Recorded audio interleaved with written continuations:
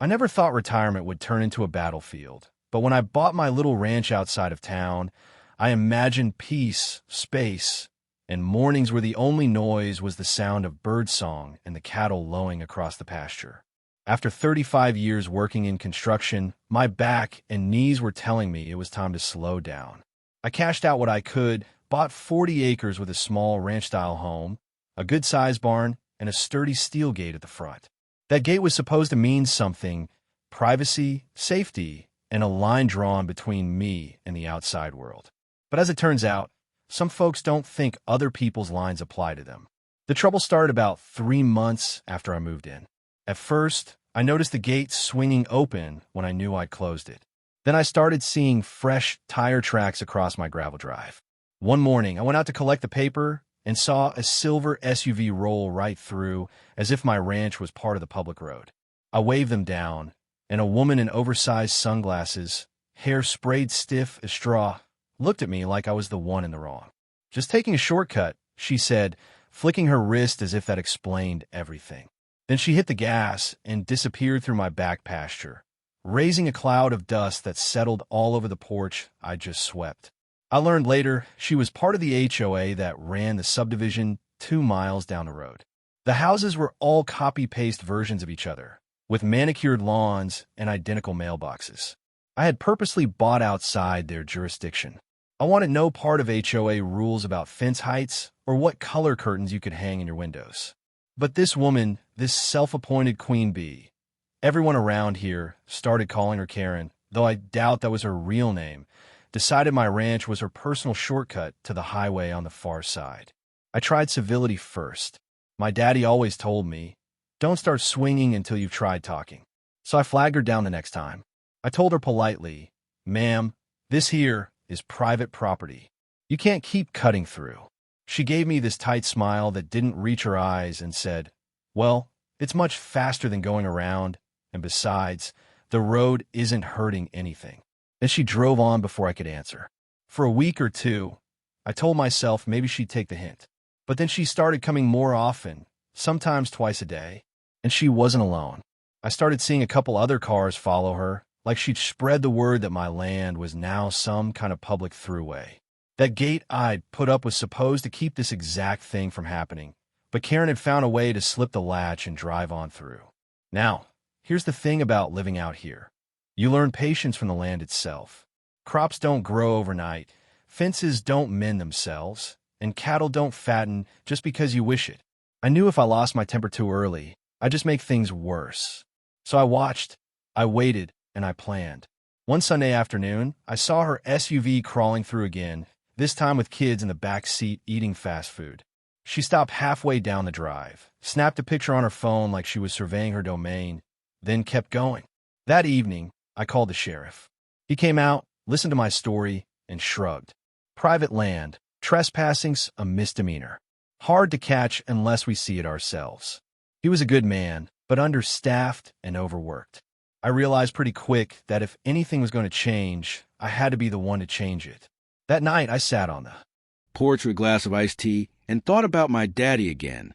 He used to say, "Son, the best traps are the ones folks set for themselves." That stuck with me. I didn't want revenge. I didn't want to hurt anyone. What I wanted was respect. Respect for boundaries, for a man's right to enjoy his land in peace. So I came up with an idea. First, I reinforced the gate, welding on a heavy-duty lock and chaining it tight. But I knew Karen wouldn't stop. Sure enough, 2 days later I found the chain cut clean through. That was the final straw. I decided to lay a trap, not a dangerous one, but clever enough that would make anyone think twice before trying again. I dug a shallow trench just inside the gate and filled it with soft sand. On top, I laid a sheet of plywood painted the same dusty brown as the drive. To the naked eye, it looked solid, but the moment a car rolled onto it, the wheels would sink just enough to bog down, not deep enough to damage anything, but enough to embarrass anyone who thought they could barrel through. It didn't take long. One hot afternoon, I heard the crunch of tires and peeked from a porch. There was that silver SUV again, strutting down my drive like it owned the place. She rolled onto the plywood, and sure enough, the back tire spun out, kicking up sand. The SUV sagged like a stubborn mule stuck in mud. Karen got out, her heels sinking into the dust, and started cursing under her breath. She tried getting the engine, rocking the car, but the more she tried, the deeper it sank. I walked down slow, calm as a preacher on Sunday. "Afternoon, ma'am," I said. "Looks like you've run into a bit of trouble." She whipped her sunglasses off and glared at me, face redder than a ripe tomato. "This is illegal. You sabotaged the road," she shouted. I just shook my head. "Ma'am, this isn't a road. This is my land. And you're trespassing." She sputtered, demanded I help push her out, threatened to call the police. I told her to go ahead. 10 minutes later, the same sheriff rolled up.